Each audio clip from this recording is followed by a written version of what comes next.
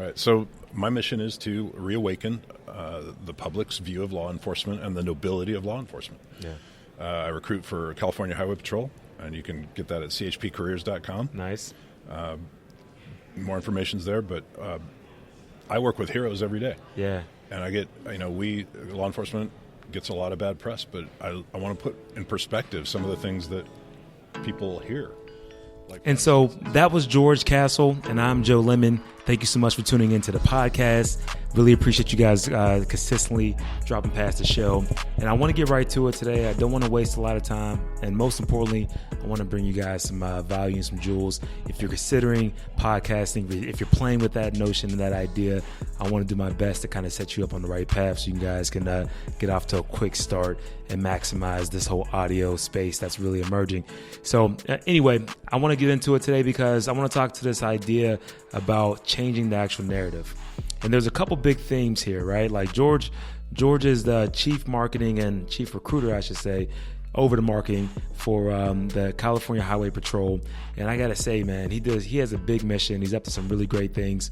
And I just like the fact that he's taken on this whole challenge of trying to change the public's perception about law enforcement. We all know it's needed. And, it's one of those things where it's rooted in trying to change the actual story, I would say, as well as trying to find some shared values and some common themes that really can connect people.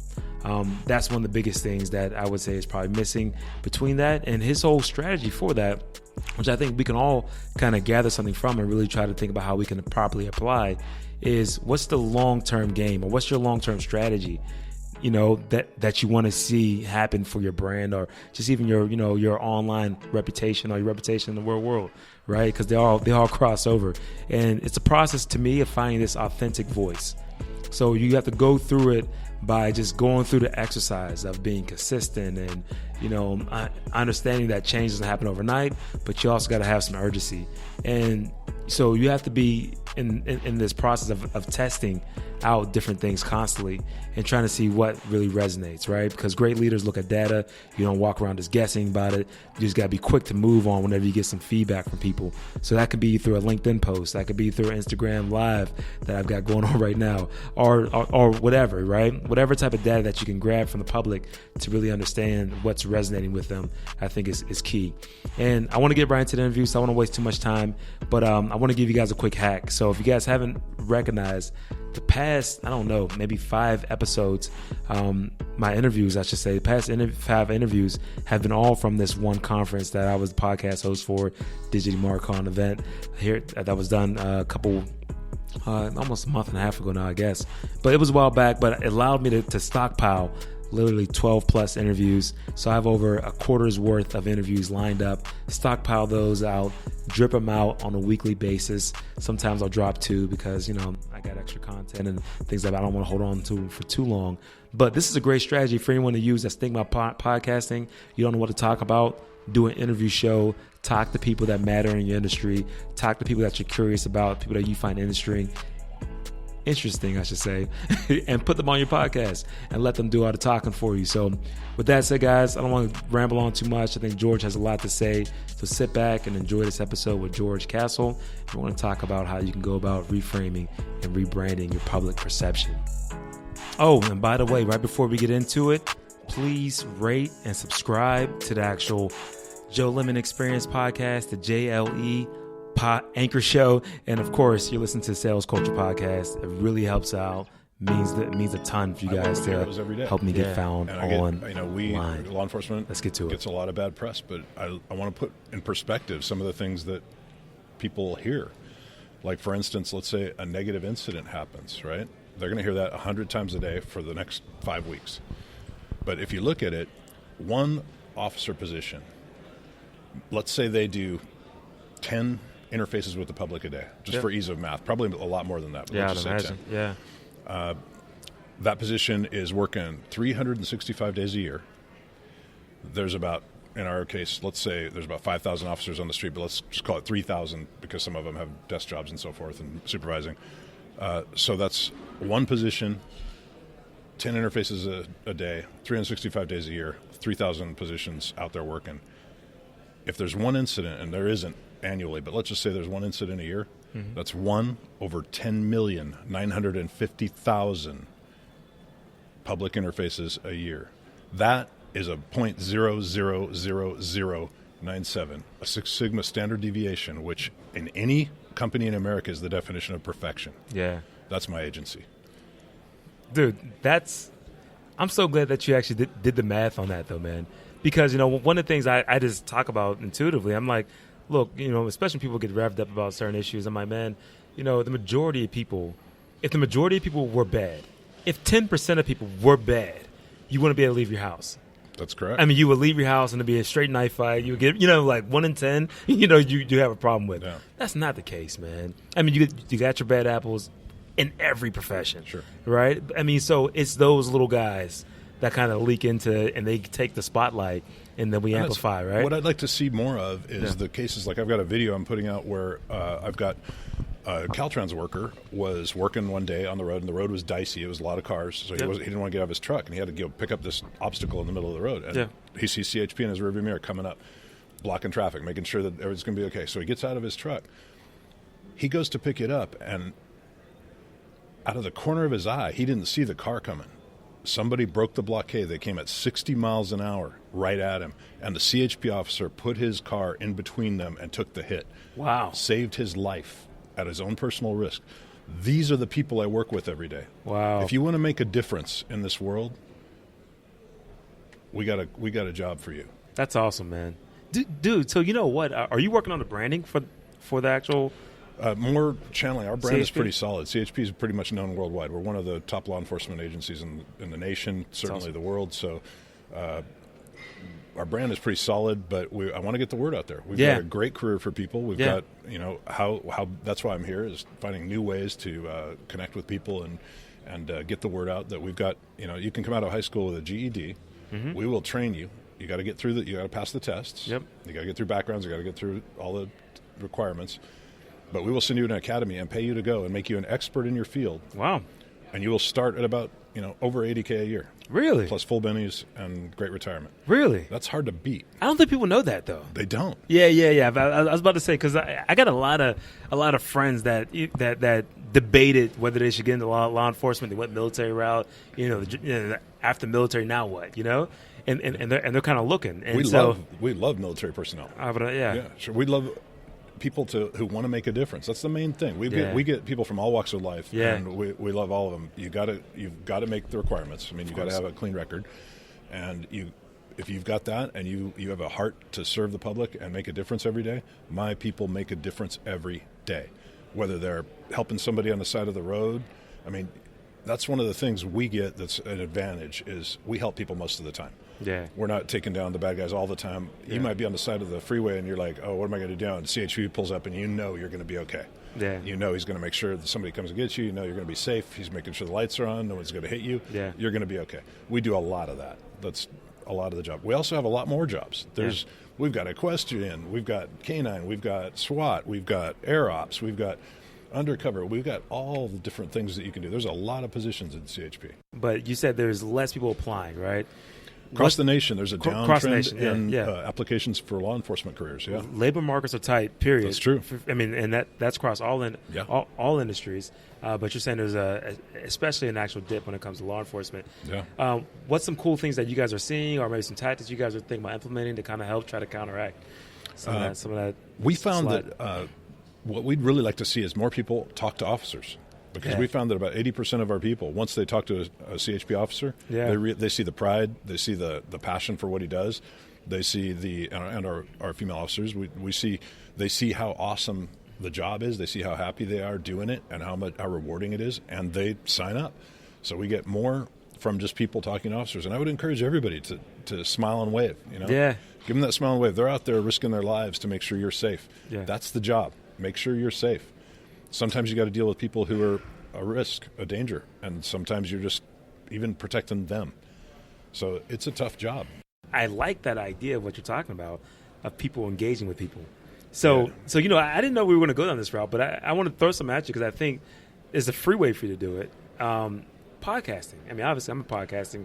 I'm for it. Really? It's on my list of things that I got to get going. Man, Yeah. you know what? I'll share with you my little deck on how to get set up if you're interested. I'm very interested. But thank you. Because, like, for one of the things that happens over audio, it's a couple reasons I think this is special, and this could really fit for this conversation, is that audio there's something special that happens when you hear someone's tone of voice, right? I mean, video is great too, but audio allows you to consume it while you're on the move. So if you're in the car, if you're bouncing around, like you might not have time to sit down and watch me talk for 5 minutes or 40 minutes, on like YouTube. But if you're in the car in traffic, LA traffic, you're going to sit for at least 20 minutes. I don't care if you're going around the block. You got time for a 5-minute podcast, right? And so that's the main one. It's media that moves with you. 2, it allows you to share authentic stories from internally, and that's the piece I think a lot of employers that are struggling to build or get the word out about how good their company culture is.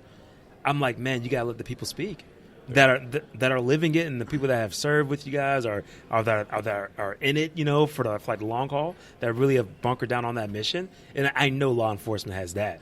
Oh yeah, you know what I'm saying? I know there's guys that are like, because man, I've had several run-ins, all positive. I'm a lucky dude, I feel like, but they're all been positive, phenomenal. And so I know the guys that could have said, "Hey Joe, that was out of line," but they didn't. you know, and they gave me the little pat in the back, "Hey man, clean up next for like tomorrow." I mean, they were all nice to me, man. And I know those are the guys that are in it for the long haul. And I'm just one of 100,000. I'm sure it happens to on a regular basis. And so those guys, man, if they're on the microphone, they can share why they're into it, just the basic why of what they're up to and why they woke up to actually do what they love. That's it. Yeah. I love supporting my crew because in my position, I get to wake up, go to work happy because I am supporting heroes that are out there making a difference every day. Mm-hmm. And that is so rewarding and so much fun that, I mean, if people took the time to get to know all of these officers, you'd find them amazing people. Their moms, their dads, their family members. Some have degrees, some don't. Some are interested in sports, some are interested in computers. It's just like everybody else. Yeah. And they connect. They love people. Otherwise, they wouldn't be doing this job. So they love to connect. They love to talk to people. They love that. And they're an amazing group. Yeah. I think it's one of those professions that you can't fake the funk on, man. Like you can't get into this and it's not let me get a sales job and just cold call people, or it's not just throw some newspapers out and hopefully catch. You know what I mean? Like you can't just you can't just walk it without something drawing you there. I don't imagine. It is a first of all, there's a big upfront cost. You're going to be spending 6 months of your life in the academy, which is not easy. Yeah, with no guarantee of completion. Sure. Right? Now, once you complete, we'll put you to work. Yeah, you're going to have a job. You're going to have a career. And one of the things that is awesome about CHP is we don't have an attrition problem. Our officers are so happy, they tend to stay the entire time. So unless they go out on a medical or retirement, they tend to stay at CHP. So once they're in, they enjoy the job. Yeah, that's huge because on the flip end, a lot of the companies, what they're struggling with these days, I've read a stat that said almost like 10 years ago, the average employee would plan to work no more than 3.5 jobs their entire career. I think it was 15 years ago. The average employee 3.5 jobs. That's right. Yeah. And you're there. You plan maybe a couple moves, 10 years at a time. Right. Now looking at 15 plus because people are changing jobs every 2-3 years. Now here's the beauty of that. Yeah. So that's the social norm now, right? Yeah. So if you're at a police department, which they do a great job, love them to death. Yep. But you're now at a city. That's your job. That's where you go. Let's say you're working in LA at CHP and you work a couple of years and you decide, I want to change the scenery. You transfer. Pick an area of the state. You can go anywhere in California, which has just about every scape you want to be. You want to be near the ocean? We got it. You want to be in the mountains? We got it. You want to be up near hunting and fishing? We got it. You want to stay in LA? We got it. You want to be down in San Diego? We got it. You can move around. The scenery changes. There's opportunities for growth. We're a huge agency relative to law enforcement, so there's always opportunities to promote. Yeah. Your career is your own. It's what you do. We love our road dogs too. We got guys out there that just love the road. Oh, really? They love it. They love traveling around. Yeah, they're helping people every day. Yeah. They're doing their own thing. They're not. There's nobody looking over your shoulder. You're an expert. You're expected to act like a professional. they do a great job. That's awesome. And we get feedback from the public too that it's like, no, you're the good guys. Yes, we are. Thank you very much. Yeah. No, man, George, I think that's really cool though, man. So how many employees do you guys have then? And a total civilian and officer, about 11,000. Oh man, that's huge. Yeah. I didn't realize it was that big of an org, man. Yeah, it's a big organization. Wow. So how big is your team then? Or how big is your group that works at trying to bring in? So that's a good question because at headquarters, my team is about 5 people. Okay. In recruiting. That's a lot of work through them. 5 people. Yeah, and we're hiring for that too because we're down a couple of people. Mm-hmm. Then we've got our recruitment unit, the cadet hiring unit, which has about 10 people in it, and we've got people. Then every division has its own recruiters, and their own background investigators and things like that. So there's like 30 in this group and 40 in that group. So throughout the state, there's quite a few. Okay, that makes sense. That makes more sense. Okay, but still, I mean, I think that's still a pretty tall order for your team in particular to kind of crush that. Yeah, type of number, man. To bring in the 15,000 people plus that apply every year. Yeah, and we'd love to hire all of them, but not everybody qualifies. Of course. But we'd like to see more people. Like, we have programs in place, by the way. Our applicant preparation program is run by our officers, volunteer program, where they train people how to get in shape for the test, what will happen at the academy, how to get good at it before they show up so it's not a big culture shock. Talk about that a little bit more, because I was a personal trainer for way back when, for like almost about 5-7 years or so. And there used to be a couple people who used to come through and like, hey, I need to get ready for the academy. Yes. And so, like, what's that program about? So we have officers that were oftentimes PT officers at the academy, so they know what's going on. And we have PT officers come and train with them to make sure they're up to date on all the fitness exercises that they do. Mm-hmm. And then these guys run workouts a couple times a week so that the potential cadets get ready physically, mentally, get their knowledge base up, get their skill sets up, so they are got a heads up. They've got a leg up on the academy when they come in. They typically do very, very well.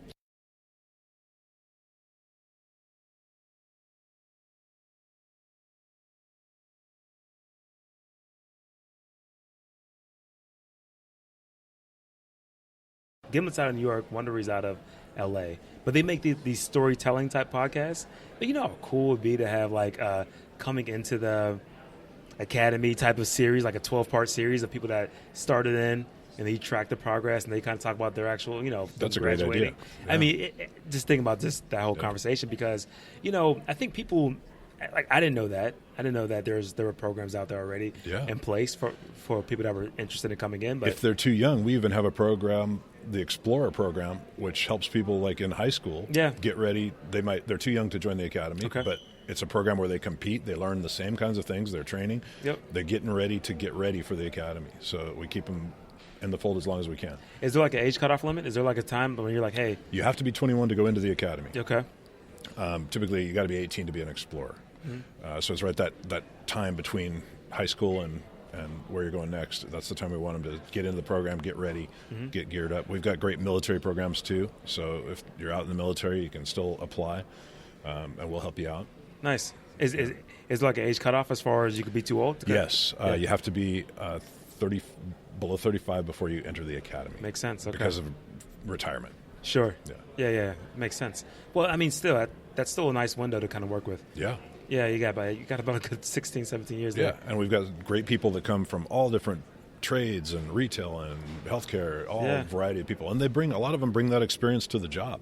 Some of them are EMTs. They come over to the CHP. Well, that's awesome. Now we've got an EMT rolling on the streets. We are first responders, and they're phenomenal at it. Yeah, so where do you guys see like the biggest pool of your people applying from? Is there a certain sector, like a vertical, where you're like, man, we get quite a few from military. Yep. We get quite a few from the trades, construction, plumbing, things like that. Yep. We get quite a few from retail. Those are our biggies. A few here and there from healthcare, a few from IT, and then a lot of them coming out of college. They've got a college degree. What am I going to do with it?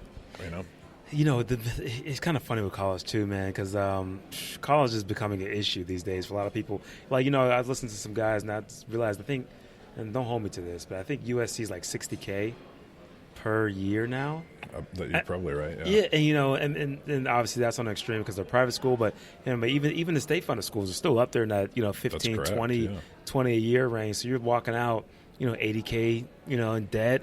throw some interest on that, you know? Yeah. And a lot of places, they're not paying you out the gate $80K to make that. That's correct. You know, yeah. like, you know, entry level for most guys in sales and marketing, you might get in there at 40s, you know, 50, 60. Maybe, yeah. And if you're great, maybe make some commission on the end. But outside of that, it's not a super bright future for a lot of guys when they're leaving with an English degree or some other degrees. You know what I mean? Right. So yeah, I would imagine some of those people might be kind of curious about what you guys have going on as well. Yeah, we get a lot of people from the colleges because you know, they literally, you get your degree and then you go out into the workforce and you're like, I'm going to be, and then all of a sudden you run into those roadblocks like, wow, maybe not. And then, like, I'm not going to leave making $300,000. And they want, some of them just want a better life for their family, and that's great. Which is phenomenal. Come see us, you know, if you qualify, and we put you through, and we'd love to have you. Well, you know what? So I'm really curious. I'm about to let you go here, but are there any tactics that you're seeing that's working to help kind of bring on new people? Like, are you guys doing advertisements on Indeed or any other platforms that you're just like, oh, these are really working out pretty well? We are, but again, ideally we want somebody to talk to an officer. Yeah. Because really, when you hear the passion in their voice, like you hear the passion in mine about my agency, you walk away going, I want that too. I want to be that alive every day. And when you got that, that's all you need to. When people connect with that, that's like, okay, me too. And it's not for everybody. 100%. You know, it's not for everybody, and that's fine. But if it's something that you connect with, you want to make a difference every day, you want to have an opportunity to grow, you want to work with some fantastic people, then we got a job for you. CHPcareers.com. Well, check it out. I mean, George, you know what? I want you to plug the websites for sure. Plug, if you don't mind, ways that people can reach out to you, because I love your actual mission for this, man. I think that your passion has inspired me, really. I mean, you came over and first time I was talking, you know, total strangers here, but just the fact that, you know, you're helping hire heroes and helping heroes work with other heroes, man. I mean, come on, man. Who gets to be a part of that, man? Who gets to do that? I'm like, I'm going to put the Avengers over my door. Yeah, you got the Hulk, man. You know? I got them all. Yeah, you got them all. No, one of the lieutenants I work with was a 49er. He was a center for the 49ers. Oh, he's probably a big dude then. He held the record for squats at 1,000 pounds for like 10 years. Oh, man, he was doing 1,000-pound squats? 1,000-pound squat. You know what's funny, man? I used to do powerlifting, man, and I got to that moment, right? And I had a good pull, a good deadlift. But there was that moment when you realize, like, there's a whole different level of strength. And I'm like, I'm not going to touch that. You know, like, I feel like I'm strong, but I'm not that strong. You know, like, there's different levels of that. But like I said, they're my heroes, every single one of them. That's phenomenal, man. So, all right, please tell everybody how to find you and any websites that you think are relevant. CHPcareers.com will give you a ton of information. It gives you the requirements, the minimum requirements. It allows you to answer questions and gives you contact information where you can call in, given your division, wherever you're in California, a local number where you can call and talk to officers, and they're standing by. We'd love to talk to you. That's awesome, man. So literally, the best advice is literally reaching out, speaking to someone. If you're interested, have them answer your questions, build a relationship with an actual officer, right? I mean, they love it. Our recruiters love to talk to people. They love to tell you about what it's like. They can answer questions for you. They can get you ready. And then if you're geared up, you'll come work out with them, join the AP program, get rolling on that, and you'll be geared up for the academy. And then it's 6 months of hard work, and then you're out. You will have somebody you ride with for a while until we're sure you're good to go, and then you're out, you're working. Man, you know, I want to leave on this, you know, because I feel like people that are the elites and the real heroes out there, they look forward to the hard work, and they look forward to doing the hard work the very next day. Yep. Like they aren't looking to kind of go home and hang on the couch and I'm going to bust my butt on Monday, then, you know, Thursday through like Saturday I'll just hang out. Like, the guys that really get it know that this life is about doing meaningful things, and that takes a little bit of sweat, man.